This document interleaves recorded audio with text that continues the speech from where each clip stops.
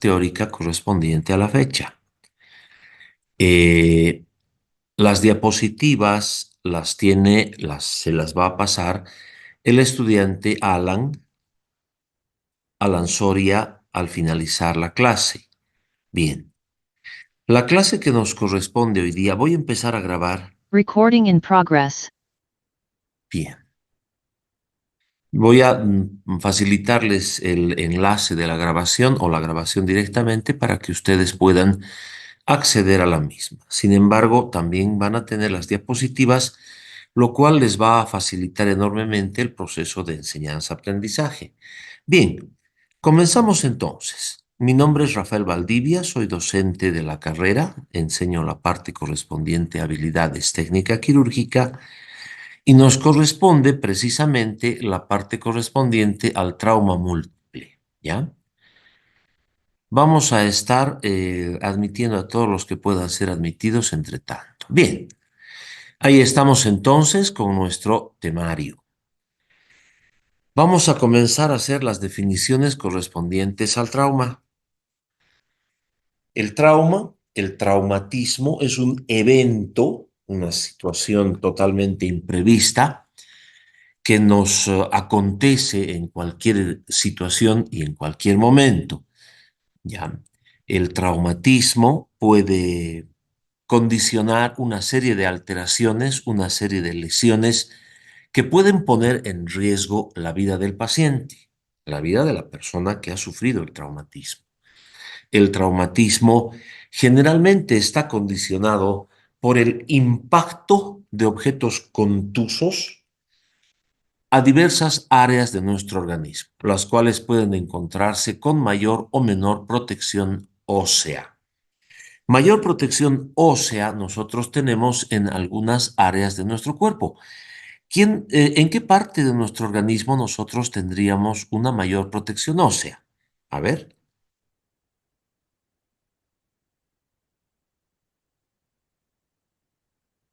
jóvenes, si alguien quisiese participar o la clase es expositiva al 100%. Bien, las áreas de nuestro organismo que cuentan con una mayor protección ósea son el cráneo y la caja torácica, fundamentalmente, donde se encuentran alojados órganos absolutamente vitales e imprescindibles. En la caja craneana se encuentra el sistema nervioso central y en la caja torácica se encuentra el corazón y los pulmones. Como bien podemos darnos cuenta, entonces son estructuras absolutamente imprescindibles para la vida del sujeto. Pese a ello, de acuerdo a la fuerza con que se establezca el traumatismo sobre el organismo de la persona, estas estructuras, aún se encuentren cubiertas con una caja ósea, pueden sufrir importante daño. El llamado daño de latigazo o directamente el impacto directo que puede inclusive llegar a fracturar, a romper los huesos de las estructuras de protección. ¿Qué es lo que vamos a hacer una vez que se ha establecido el trauma? Porque nosotros no nos podemos adelantar al trauma. Evidentemente se puede manejar el traumatismo, es decir, se puede prevenir el establecimiento del traumatismo, así como se establecen múltiples otras medidas de protección de la medicina primaria. ¿Cómo podemos prevenir el traumatismo? De una manera muy sencilla, conduciendo en estado de sobriedad, con buena iluminación, evitando aglomeraciones, no excediendo los límites de velocidad máximos permitidos, no realizando maniobras arriesgadas, cruzando la calle donde debe ser, respetando la vialidad. Ahí, por ejemplo, nosotros podemos disminuir la incidencia de los accidentes de tránsito, específicamente. Pero otro tipo de traumas, la caída de un obrero del segundo o tercer piso, también podría ser prevenida a través de la instalación de dispositivos de seguridad, andamiaje seguro, cinturones con correas de seguridad, cascos de protección, redes de protección para recibir a la persona si es que cae. Todas esas situaciones que en países del primer mundo, en países bien desarrollados, se van a efectuar, se van a llevar adelante. Lamentablemente, en nuestro país, casi todas las situaciones en cuanto a construcción, en cuanto a circulación vehicular, son bien improvisadas y nos caracterizamos por nuestro desorden y nuestra desobediencia a las reglas. Entonces, el traumatismo se establece el momento menos pensado. Nosotros no somos adivinos, entonces no podemos predecir dónde, en qué momento y de qué magnitud va a ser el evento que se suscite. Y normalmente nosotros somos convocados como personal en salud cuando ya se ha establecido el trauma. Es decir, somos rescatistas. Vamos a ir a preservar la vida de un paciente que ya se ha visto involucrado dentro de un evento de traumatismo, de policontusión.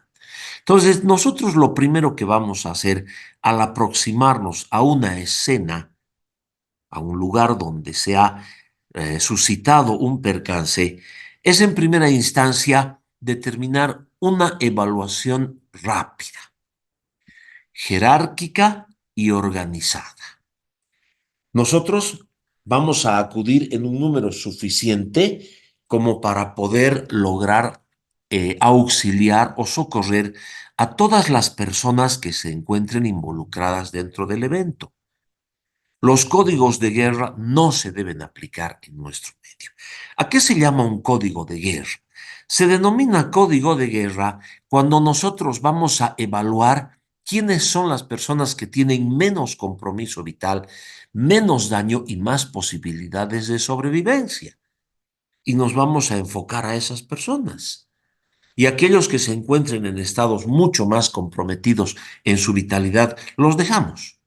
Entonces nosotros no podemos proceder de esa forma porque no nos encontramos en guerra. Ya entonces tenemos que tener siempre presente el hecho de que como personal en salud nuestra misión es rescatar, socorrer, brindar auxilio a todos los que se encuentren involucrados dentro del evento. Bien, jóvenes, el momento que ustedes sugieran una pregunta o quieren participar de alguna forma, una experiencia personal, una acotación, tratar de, no sé, participar de alguna forma, sería muy saludable que lo hagan. De todas formas, nadie está obligado a participar y la clase es, pues como estoy dándome cuenta, 100% magistral y vamos a continuar de esa forma. Tenemos, tal como Alan me ha indicado, dos veces clases. Tenemos una clase hoy día y una clase el miércoles. Entonces vamos a tratar de avanzar lo más posible con calidad el día de hoy y si terminamos, pues terminamos. Y si no, vamos a dejar una partecita para la próxima clase. Bien, entonces veíamos que nosotros en primera instancia vamos a evaluar de manera rápida, de manera jerárquica y organizada. Nosotros no podemos perder la compostura. Y precisamente para evitar perder la compostura, para evitar cometer errores, para evitar cometer fallas en nuestro desempeño, nosotros tenemos que estar siempre abocados a la práctica de todas las situaciones que podríamos enfrentar en la vía pública. Se llaman simulacros, ¿no? Entonces, se debe realizar simulacros para que el personal en salud esté capacitado para responder, para reaccionar de manera correcta. Eso es lo más importante. Porque si nosotros no hemos realizado un simulacro, no hemos hecho una simulación, pintándoles de rojo sus caras, poniéndoles vendajes, haciendo que los zapatos vuelen, simulando un verdadero evento, ¿cómo podríamos entonces priorizar a qué paciente atender primero, a qué paciente atender después, cuál requiere más de nuestra atención? El simulacro es extremadamente importante para que nuestro desempeño sea correcto y no estemos chocándonos entre los socorristas sin lograr hacer una cosa útil en pro de nuestros pacientes, ¿no? Entonces, la evaluación primaria, decíamos, implica un proceso de evaluación rápida, jerárquica y organizada que permite determinar la condición del o de los pacientes en base a parámetros específicos que podemos objetivar, que podemos evidenciar, que podemos medir. Se llaman los signos vitales, ¿no? Quien tenga peor calidad de signos vitales es el que más rápido nosotros debemos atender, es a quien primero debemos socorrer. Quien se encuentra estable pasa a un segundo plano, totalmente lo contrario al código de guerra. En el código de guerra, el que tiene los signos vitales deteriorados se deja para que muera. Y los que están saludables, viables, susceptibles de rápidamente ser rescatados, son tomados en cuenta. Cuando nosotros estamos en un evento en vía pública, a quien debemos prestarle más atención es a quien se encuentre en peor condición. ¿Ya? Ahora, algo muy importante, algo extremadamente importante, es que nosotros no podemos correr riesgos innecesarios. No somos héroes, no somos Superman, todos somos mortales y nosotros debemos asegurarnos que el escenario no brinde mayor peligro para nuestra integridad. Si nosotros vemos que se ha desparramado combustible, que hay fuego, si nosotros vemos que hay un terremoto y que hay amenaza de que una pared se caiga sobre nosotros, si estamos viendo que hay fieras sueltas y que están prestas a atacarnos, entonces no vamos a correr riesgo.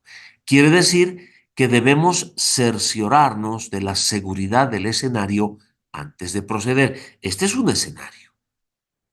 No es un escenario donde nosotros no tenemos actores, tenemos protagonistas reales, pero debemos cerciorarnos de que nosotros tenemos garantía de seguridad y de integridad.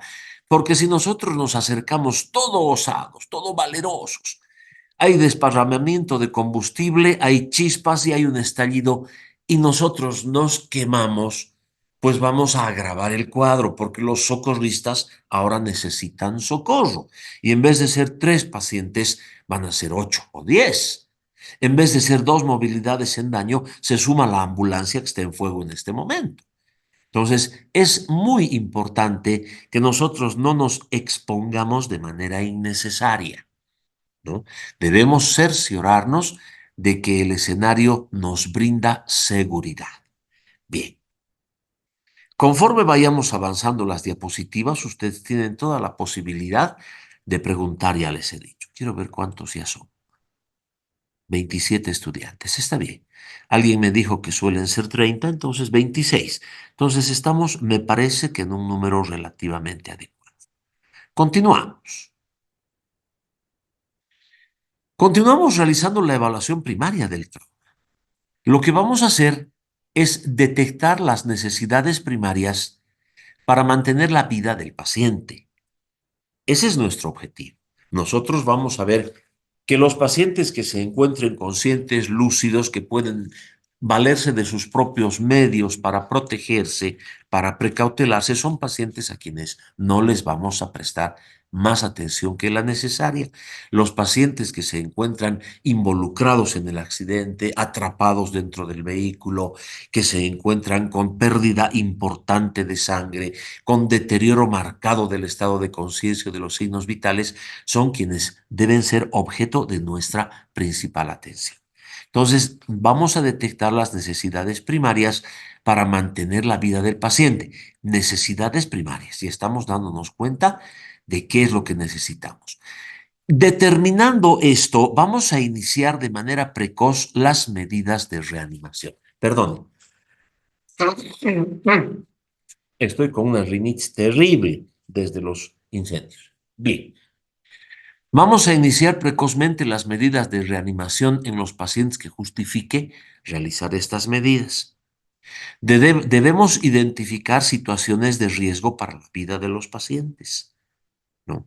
Ahora, todo paciente que esté cursando un trauma severo debe recibir tratamiento de sus lesiones, debe ser estabilizado, debe ser reanimado y debe ser transportado a una institución que le brinde todo el apoyo dentro de la primera hora posterior al trauma. Esta primera hora recibe el nombre de la hora de oro. Por eso es que nosotros debemos realizar simulacros, porque si nosotros vamos a estar chocándonos y has preparado la atropina, yo pensé que tú estabas preparando. A ver, toma la ampolla, ¡pum! Se cayó y se rompió. Ah, y la jeringa también la he contaminado. A ver, anda a traer otra, creo que no hay. ¿Habrá una farmacia por aquí para comprar? Figúrense que esas cosas sí suceden cuando el personal de salud no ha practicado, no ha realizado el simulacro respectivo, no sabe cuál es su papel dentro del rescate. El chofer es chofer. ¿Podría ayudarnos a transportar a los heridos? Correcto. El paramédico nos va a ayudar a estabilizar lesiones, a implementar la minerva cervical, a tal vez a estabilizar un poco las fracturas. El médico especializado va a tratar de realizar las maniobras de reanimación, intubar al paciente si fuera necesario, de acuerdo a la priorización de las lesiones y de las especialidades, ¿no? Bien, seguimos admitiendo estudiantes. Ahora, esta primera hora, llamada la hora de oro, es lo más importante que nosotros tenemos y no podemos desperdiciar un solo minuto.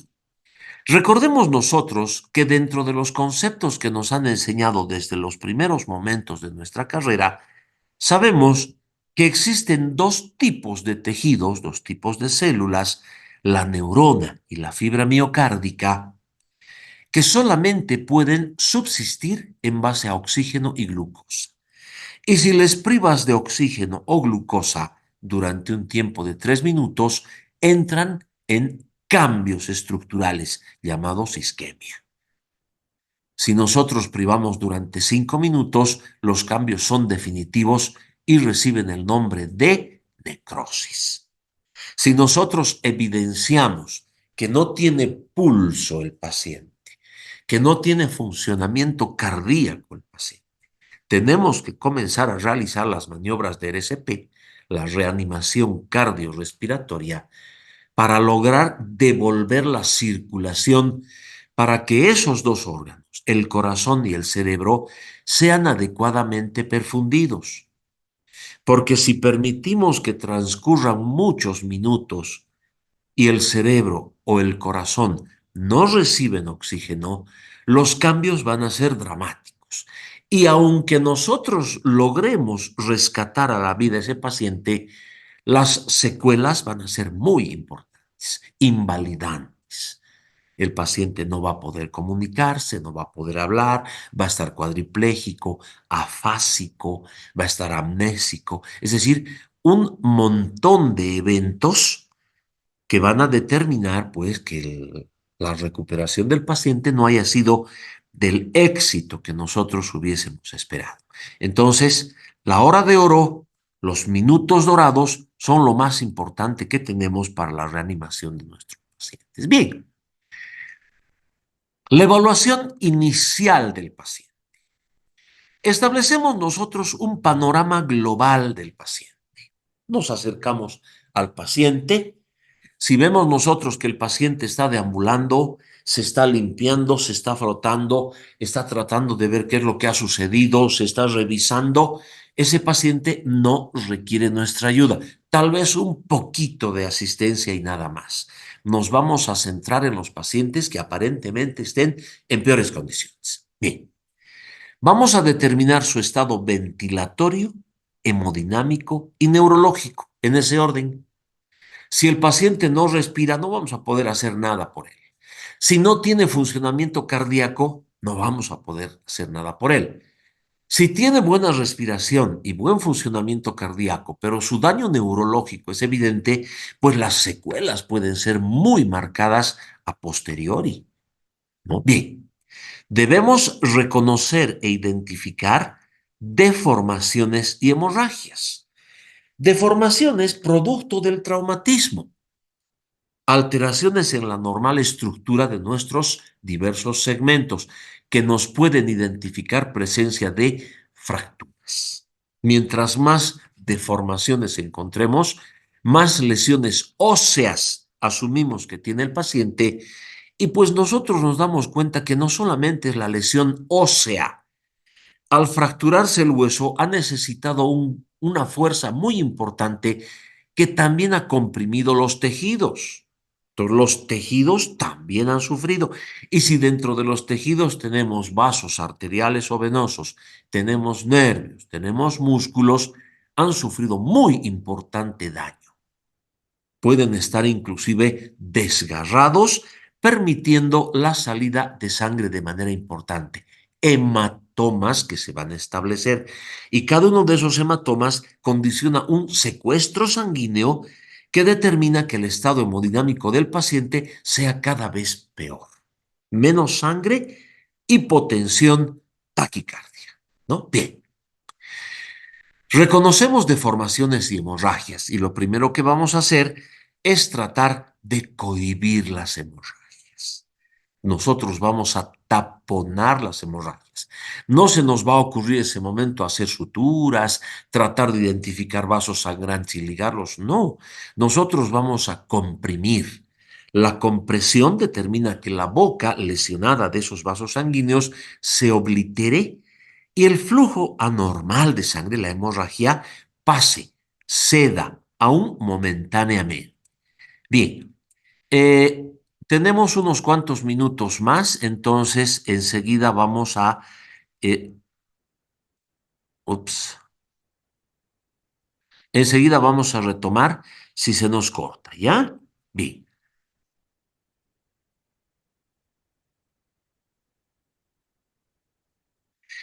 Vamos a formular preguntas sencillas al paciente. ¿Cuál es su nombre? ¿Está usted bien? ¿Qué le sucedió? Estas preguntas, dentro de la sencillez que conllevan, nos van a dar claramente a entender cómo se encuentra el paciente desde el punto de vista neurológico. El paciente que no recuerde su nombre, que no identifique su estado general, que no identifique qué es lo que ha sucedido, pues asumimos y de manera clara que se encuentra con deterioro neurológico. Lo que nos han enseñado a identificar en semiología como la orientación en las tres esferas básicas, ¿no? Tiempo, espacio y persona. Es muy importante que nosotros sepamos reconocer todo esto. Bien, eh, preferiría que paremos en este momento la clase y directamente reiniciarla con el mismo link en este momento, ¿ya? Entonces voy a pararla y nos encontramos en 5 minutos o menos en el mismo link. Permiso. Está bien, doctor, gracias. Recording stopped.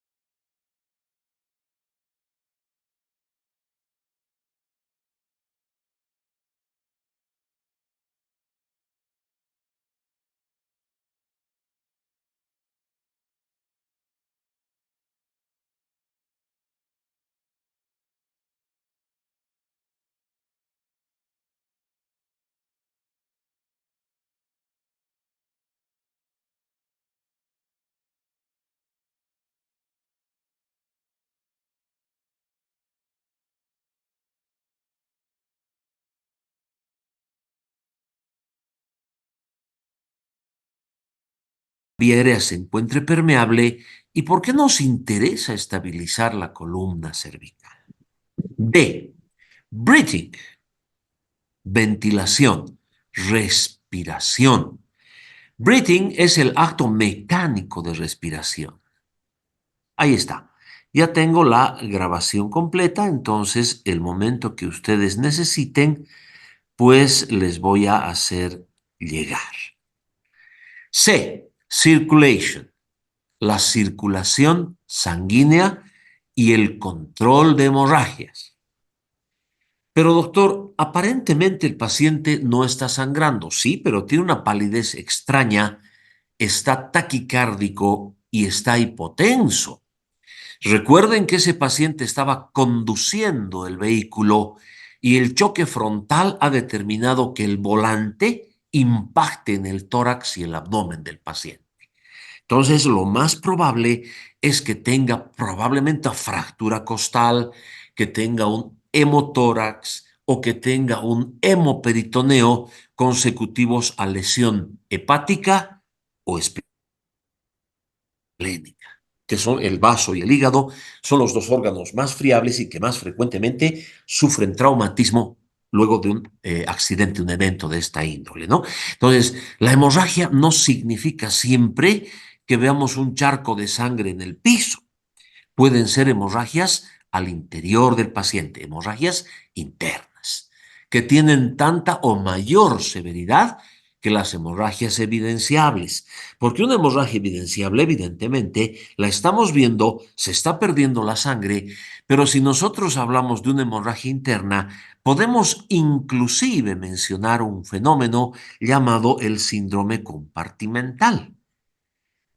Va creciendo el hematoma y conforme va creciendo no tiene dónde expandirse y va comprimiendo estructuras a veces muy importantes, privándolas de su propia circulación. Entonces es muy severo también ese cuadro. Perdón, pregunto, ¿se escucha claramente lo que estoy hablando? Sí, Sí, doctor, se escucha, Doctor. pero no se ve la diapositiva. No, ahorita estoy viéndolos a ustedes, yo no he dejado de compartir. Pero lo que sí quiero saber es que los siento tan calladitos que no sé si están o no están, pero parece que son así ustedes, entonces no voy a dramatizarme. Bien, continuamos entonces y vamos a ver D, ya no es en inglés, déficit neurológico, la letra D ya está adaptada, déficit neurológico. Y E, vamos a hacer exposición del paciente y examen físico. ¿No? Vamos a quitarle las prendas de vestir, manteniendo su pudor, obviamente. Pero hay algunas prendas de vestir que pueden determinar compresión. Los pantalones apretos de jean, por ejemplo, las prendas, algunas prendas femeninas muy apretadas, no pueden determinar que existan alteraciones en la circulación y nosotros siempre manteniendo el respeto y el pudor de nuestros pacientes, vamos a retirar nuestras prendas, pero no las vamos a retirar así como si estuviésemos desvistiendo al paciente. Nosotros vamos a tomar una tijera y vamos a recortar las prendas, porque lo que queremos es rapidez y eficiencia. ¿Ya? Bien. Continuamos. Entonces, la letra A, airway, vía aérea y control de columna cervical. Lo primero que vamos a hacer es evidenciar que nosotros tengamos una respiración adecuada. Vamos a ver si nuestro paciente tiene la vía aérea permeable. Vamos a abrir la boca del paciente. La apertura y permeabilización de la vía aérea es una maniobra prioritaria en el manejo del paciente grave. ¿Por qué? Porque la obstrucción de la vía aérea es la causa más frecuente de mortalidad evitable. Esto, por ejemplo, podría constituir una pregunta. ¿Cuál es la causa más frecuente de mortalidad evitable en el politraumatismo? La obstrucción de la vía aérea. ¿Cómo se previene? Realizando apertura y permeabilización de la vía aérea. Entonces, si nosotros vamos a asumir, no, te parece que estás respirando, déjale, mira, está sangrando de aquí, suturita voy a hacer. Y nosotros no le damos la importancia que tiene, por eso es A, airway, lo primero es la A, no es primero la Z ni la W, lo primero es la A, vía aérea, airway. Lo primero que tenemos que evidenciar es que tenga permeabilidad de la vía aérea, porque si no entra aire, ese tejido, esa neurona y esa fibra miocárdica se van a morir. Y listo. Por eso es que si nosotros no controlamos esto, vamos a permitir que se muera. Ahí entiendan esto. La obstrucción de la vía aérea es la causa más frecuente de mortalidad evitable.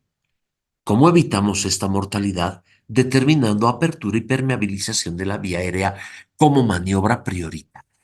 Listo. Bien. ¿Cuáles son los factores que pueden determinar obstrucción de la vía aérea? Primero, caída de la base de la lengua hacia atrás.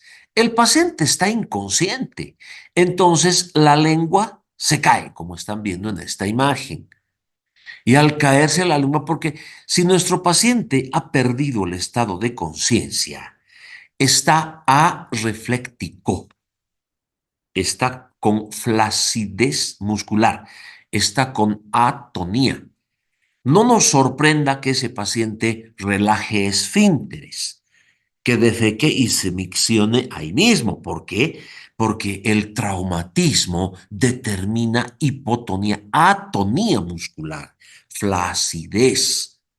Se relaja el paciente, ¿no? Entonces, uno de los cuadros más importantes es la caída de la base de la lengua hacia atrás, como ven en esta imagen. Cuerpos extraños, externos o propios. Un cuerpo extraño externo podría ser un silbato que estaba agarrando, podría ser la boquilla de un cigarrillo, un pedazo de vidrio, una piedra, porque el paciente ha salido disparado por el parabrisas del vehículo, ha caído de cara sobre el pavimento o sobre la tierra y unas piedras se le han metido dentro de la boca. Ha tratado de reaccionar, se ha puesto boca arriba y la piedra ha llegado a su vía aérea. Ese es un cuerpo extraño externo. ¿Cuál será un cuerpo extraño propio? Que no hablamos de la base de la lengua. A ver, ¿a quién se le ocurre? Tal vez un diente, doctor. Tal vez un diente, muy bien. Otro, más frecuente. Un diente que se ha roto, perfecto. Algo un poquito más frecuente, sobre todo en pacientes de la tercera edad. Ya sé, ¿de qué color es el caballo blanco de Napoleón? Pues prótesis dental. Perfecto, ahí quedó. Las prótesis dentales. Muy bien. Dientes o prótesis dentales son cuerpos extraños propios que podrían determinar este tipo de obstrucción. Fracturas maxilofaciales complicadas. Rotura o edema de la laringe o de la tráquea. Estas ya son las ligas mayores, ¿no? Porque si tiene rotura o edema de laringe o tráquea, el paciente va a requerir intubación o eventualmente traqueostomía. Pero ustedes pueden realizar en el punto, en el lugar del evento, una maniobra llamada cricotiroidotomía, que consiste en la apertura de un espacio de ventilación entre los cartílagos tiroides y cricoides que se pueden palpar fácilmente, aun sea gordito el paciente. ¿No? Bien, ahí están entonces los factores de obstrucción de la vía aérea. ¿Cuáles son las maniobras de permeabilización que vamos a realizar? Primero que nada, levantamiento de la mandíbula hacia arriba y adelante. ¿Están viendo? Estamos jalando la mandíbula hacia arriba y hacia cefálico. En el paciente con trauma. Si evidenciamos trauma, hacemos esto. Al hacer esta maniobra, vamos a permitir que la base de la lengua se jale también, permitiendo la permeabilización de la vía aérea. El levantamiento de la mandíbula hacia arriba y adelante en el paciente con politraumatismo, se evidencia el traumatismo. Elevación del mentón en el paciente sin trauma. Entonces solamente hacemos esta maniobra de levantar el mentón si nuestro pacientito está sin evidencias de trauma. Obviamente, luego que hemos realizado esto para lograr, para determinar que la base de la lengua quede libre, permitiendo la permeabilidad de la vía aérea, vamos a explorar. Vamos a explorar con precaución, con cautela. Vamos a tener nosotros tal vez nuestro propio teléfono, tal vez una llave, tal vez un pedazo de madera. Tenemos nosotros dispositivos que vamos a instalar entre las arcadas dentarias superior e inferior del paciente, hasta que nosotros exploremos la cavidad bucal en busca de cuerpos extraños como dientes, piedras, prótesis, pedazos de vidrio, del silbato.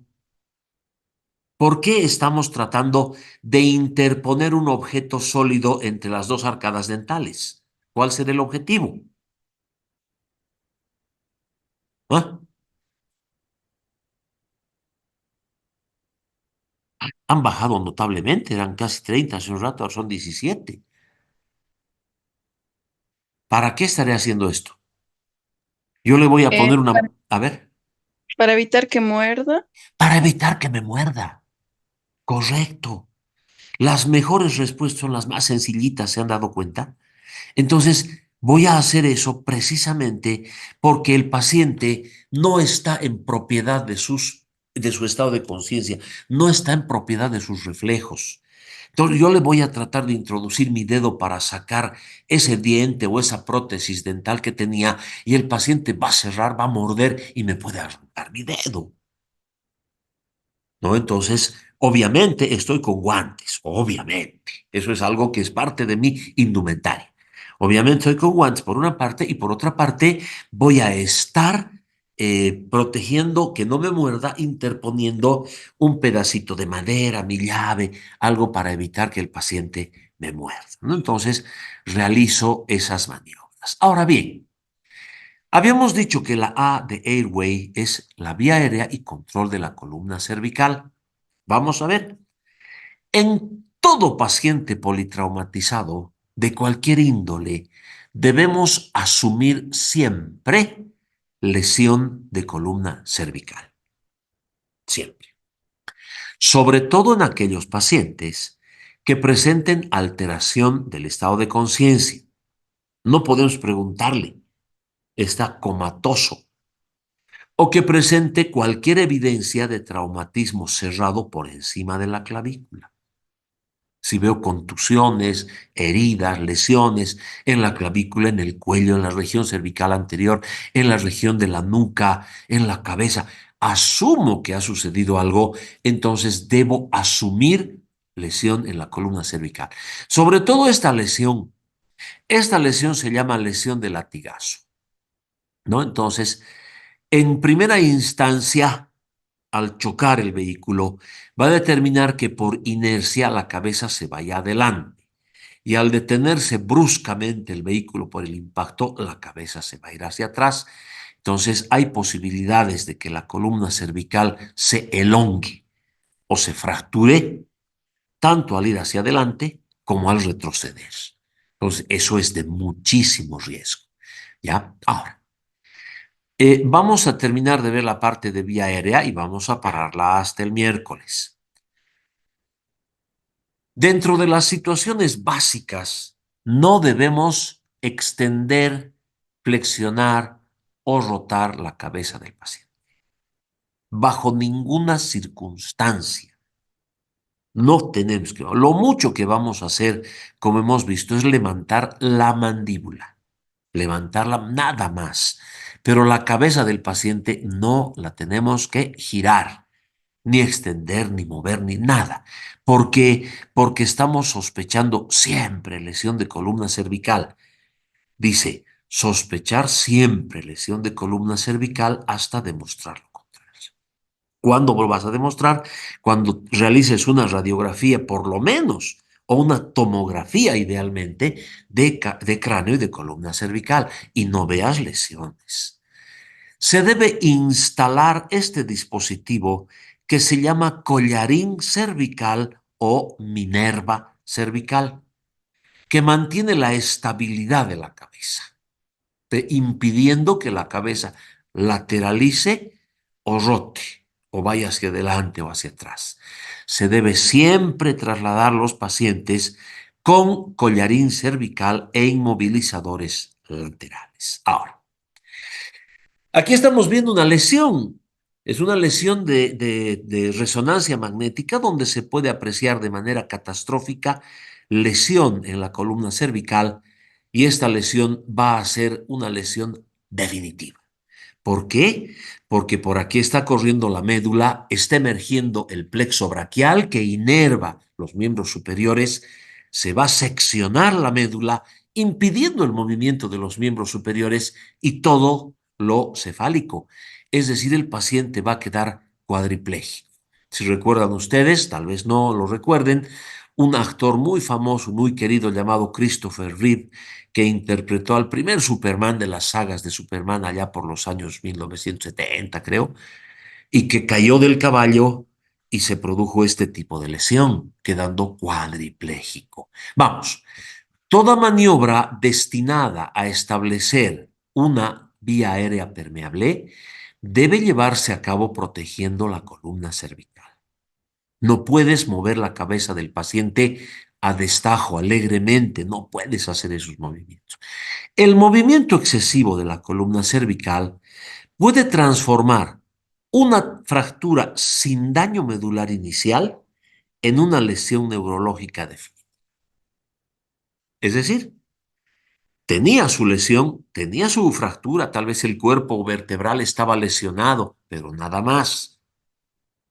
Pero al hacer los movimientos torpes, puedes haber desencadenado que estos segmentos se separen completamente y tú has seccionado la médula.